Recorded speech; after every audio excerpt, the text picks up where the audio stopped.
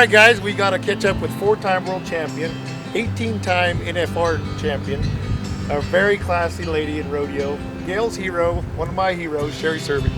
So we're going to ask her a few questions and see if we can stump her.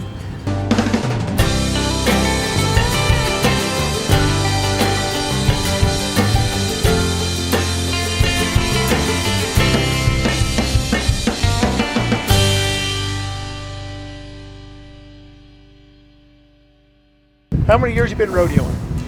Oh, it's going to kind of date myself, but I've been doing this professionally for about 22, 23 years. So what's your plans for this summer? I'm going to go as hard as I can. I've got a little bit of the ground to make up. Didn't have the best winter, but that's okay. And so I'm entered up and going to try to win as much money as I can and catch up. And one thing, as I look back over your career, you have a deep arsenal of talent. What do you have in the bag this year as far as horses? Actually, I'm very fortunate to be able to ride some of my friends' horses this year. I still have Stingray. I can never go wrong with Stingray. She's 14 now, and I'm picking and choosing where I run her. She owes me nothing, and I want her to be able to be a bulldogging horse? Yeah. Well, actually, it's really hard to leave home without her, and I like hauling her around, so I'm going to just pick and choose so that I can still ride her. I actually have a couple horses that belong to Trip Superior and Callie, and the horse that I got to ride last year at the finals, Arson, I just got him, and then the horse I had last year won San Antonio on Atlas, I have him, and then a good friend of mine, Dina Kirkpatrick's horse, Sweet, and I'm getting to ride him, and Stingray's little brother, Del Rey. So I do feel like I have the horsepower, really no excuse why if I don't get it done or win enough money, because I do have some good horses in my trailer. Speaking of horsepower, could you compare the last 3 horses you rode at the NFR? So last year I did ride 3 different horses at the NFR, and they were totally different horses. Just their style, their demeanor, everything about them. I rode Stingray a couple rounds. That's like putting on a good, comfortable pair of sweatpants. It just feels just awesome just to be able to warm her up. Never stops trying, real gritty. I also rode Sweet. He goes to the left barrel, and he feels like a motorcycle stuck in 6th gear going as fast as you can. And then I rode Arson, and he's kind of a little bit in between. He never stops running, but a little bit shorter strided horse, but they're all 3 really cool horses. And the thing about it is when you go down the alleyway, you got to remember what you're on and how to ride that horse to benefit them and get the most out of them. As you go into not only the NFR arena, but any arena, what do you focus on?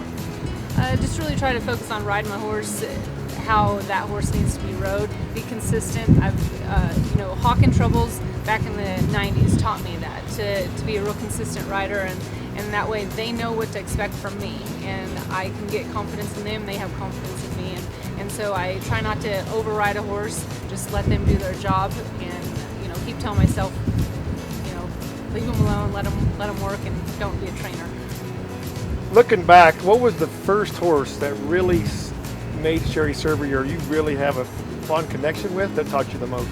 That's a tough question. I feel Could like be a kid's pony. I had a kid's pony. Her name was Ginger, and won all kinds of little trophies on her, and she just was a really cool horse. The first real barrel horse I got, he was a backup horse for Susan White in the 80s, and so he was the real deal. He knew his job, and I just had to sit up there and ride him. And then I got on other horses that needed a little bit more help, and I struggled. I had to learn actually how to help a barrel horse and ride one instead of just sit up there and kick. It doesn't bother me to sit up there and just kick and not think about it, but sometimes you got to help your horse. And that horse's name was Dudley, and he was the first real barrel horse, and I think that's what got me hooked. And I had a little bit of success on him and got to go fast and realized this is what I wanted to do. I knew that Stingray was going to be special when she was born, and I had to give her a good name. And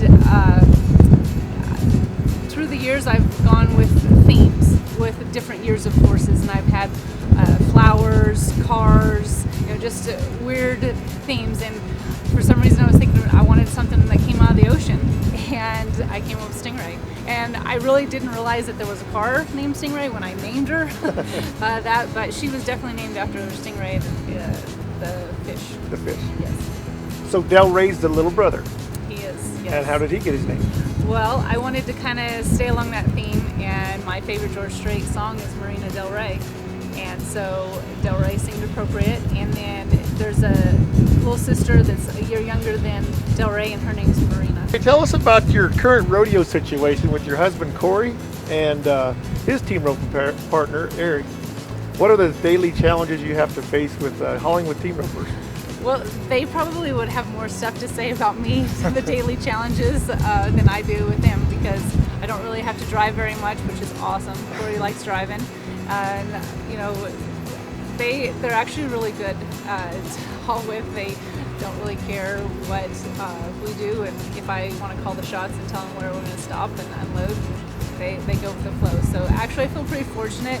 At the beginning of when we started entering over the 4th of July, budding with Team Roper sometimes isn't always the best for a barrel racer, just because you take some bad runs, and I was frustrated with how we were getting up, and I told Corey that we're never going to buddy again.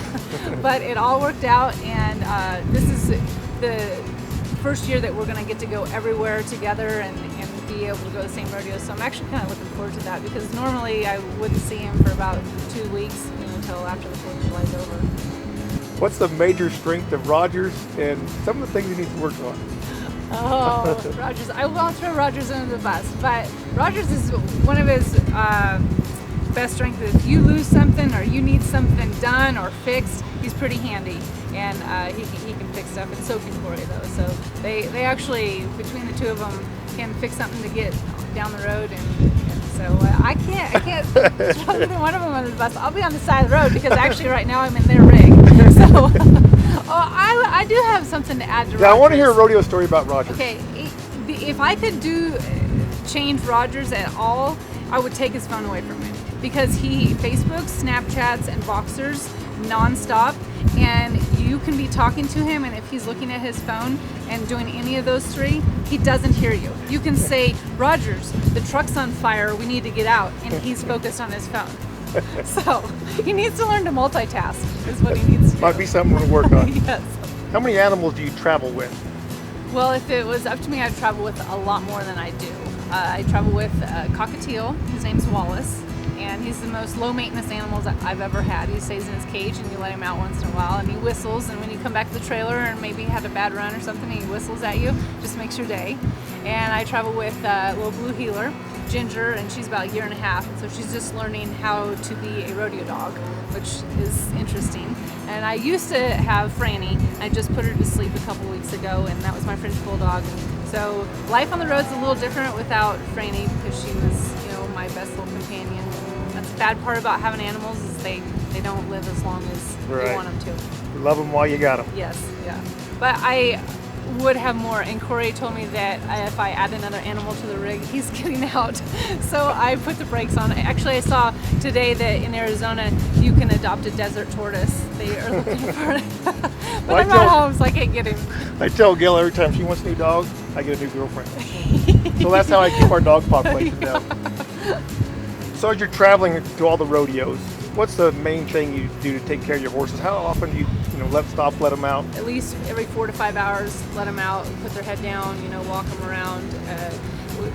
Especially in the summertime, we'll offer them water every couple hours, just so hot, water them in the trailer and stuff. But I do think that keeping your horse sound on the road is the hardest part about rodeoing. And so if you can do everything possible you can to, when you get somewhere, make sure they've got somewhere good to rest and be able to lay down. And I will drive out of the way to go somewhere, have a good spot for my horses to stay. Or sometimes over the 4th of July, when you're don't have that luxury. Don't have that time. It does go longer than that, but I try to stay along that time frame. Okay, post game, when you get done running, is there any special things you do to your horses to, maintain maintenance or taking care of their legs or anything? I always try to run cold water on them, and I'll use some poultices or liniments to keep their tendons tight. But I do use Back on Track. I love their products. I really feel like it benefits them and their well-being. Even before I run, I'll use it. And Stingray just got a new hide suit, and that's kind of cool. It's a cheetah suit,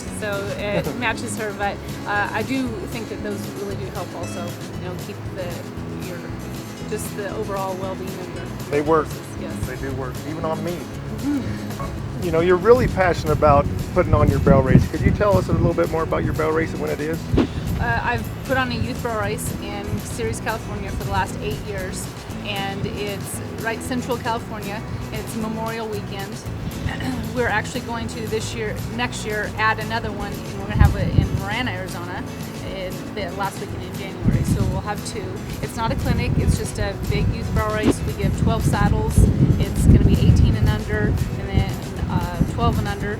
And it's just, what's really, really cool about it is this last year, we gave 12 saddles away, and 7 of the girls that won saddles had never won a saddle before. That's awesome. So to be part of that, of a kid's life, being able to give them their first saddle, because I remember when I won my first saddle, I will never forget it, and you know, I feel like it's life-changing, whether or not they ever go on and they're a professional barrel racer or not, but I was part of, you know, that in barrel racing, and if I can just give back a little bit of what the Western industry has done for me, you know, that's my goal. What is your favorite quote? I love quotes, but probably one of my most favorite is "Go the extra mile, it's never crowded." Favorite football team? Denver Broncos. Yes! iPhone or Android? iPhone. Okay, as a young girl wanting to get into barrel racing, what's your best advice? Where would you send them? I would definitely say, you know, find somebody that you can learn to ride, work on your horsemanship skills. I think that's very important, just for being a better rider down the road. Like I said, I have a really good friend, Dina Kirkpatrick, and I think that she, you know, does a really good job in her clinics. And I don't do clinics and really don't want to, but I would, you know, send you to Dina's clinic, because I think that she could help you no matter what's, you know, stage of a rider you are. And you know, I think it's important for kids to have somebody to look up to and get good advice from, positive advice. And you know, there's a lot of negativity out there, and I think that if you can get around somebody that's really positive, I think it'll help you just in life in general. Oxygen makes great products. What's your favorite products that Oxygen makes? I do love all their products. I use the pre-race paste O2, the Oxy O2, and the Silver are my 2 go-to pastes. You know, I think the O2 just helps with their breathing, and the Silver is kind of for the anti-inflammatory, which can never go wrong, trying to help the horse, you know, get the inflammation out. And you know, I just think that they make a really good product for. So O2, like 2 hours before you go? Yep, I give both of them about 2 hours out. Okay. At least 2 hours out, okay. 2 to 3 hours, and you know, and then my colts I'll use the Focus, which you know, just kind of does help them focus a little bit. It doesn't hop them up, or you know, and it has like the jailbreak in the Focus now, right. And so it helps the, you know, the stomach, and it's got a probiotic in it, which I think that's a great really product important. to put inside that product. Yeah, definitely. I see Silver Lining herbs. Yep, I've been feeding Silver Lining herbs for probably about 14 years, and I just think, you know, that they are a great company, and you know, I feed the Inflamade and the Feet and Bone and the Mirror Moods to Stingray. So every morning or every morning and night? Every morning, just once a day, and you know, just kind of helps the Feet and Bone is, you know, helps bone obviously, and just kind of their you know, tendons and suspensories, and just the overall health of the structure of the horse. And Inflamade also helps take out inflammation. You know, I'm big on trying to keep, you know, hauling and the different ground you run in. I think that it's really important. Your horse is going to get sore, and so if I can do anything, you know, more non-medicated, you know, all natural, yeah. Yeah. Can you tell me a little bit about Renu Gold? Renu Gold, it's just it's a rice bran, and it's got coconut meal in it, so it's just real high in fat, and you know, it's not going to hop your horse up, and you can feed it alone or feed it with your grain that you're already feeding. Like I feed it with whole oats, and you know, it helps. You don't have to feed it as much, because it helps your horse digest what they're actually getting, just where you don't have to feed as much hay or grain, and they actually utilize everything that they're getting. And it's just, you know, horses look really good, they like it, and you know, I really like how they. That's important. If they don't like it, it doesn't do any good to buy it. Exactly. So they got to eat it. Yes, yeah, for sure. I see Justin Boots, you know, they're a big company behind rodeo for years. Do you have any special words you want to say about Justin? I've worn Justin Boots my whole life, and you know, you can't go wrong. They're American made. They are passionate about their product, and I love my dusty boots. What products do you use at Classic Equine the most? I pretty much use about everything that Classic Equine makes. And they also, with Classic Equine comes Mark Saddlery, and they make the saddle for me. And so, between the two of them, they take care of my horses for me. Team Sherry Cervi. Yes, yeah. They're also a great company, and really care about the health, and always trying to make the products better and coming up with new things. And they're awesome. I love my bits. They do a really good job making them. I feel proud to put my name on them. Can you tell us a little bit about Team Heston and who else is on the team? Well, it's interesting you would ask, Casey. We get to be on that team together, and I love everybody that is on the team. It's a fun group of people, and they're real passionate about making equipment to make better hay, and so we feed a lot of hay. Which we feed a lot of hay, and so it's very important that we do that. We also, my parents grow their own hay, and so I know how important it is to put up good hay, and very thankful for Team Heston. Last but not least, I see Resistol. Resistol hats been around forever. Since a little girl wore their hats. They also make shirts for me. Sherry Cervi by Resistol, and so proud to. This is actually one of them, and they, awesome. They make great hats. Well, we're getting rained out here right now in Santa Fe, okay. but one of everybody's favorite, Sherry Cervi. Thanks for your time, and good luck tonight. Well, thank you. Appreciate it. Yeah, thanks.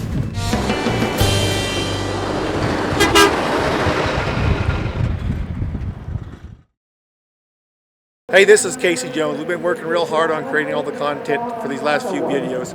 If you would help us out, please go to youtube.com, search for Rodeo Sports Promotions, and click on the link subscribe. And if you're already on YouTube, just hit the subscribe button. Thanks.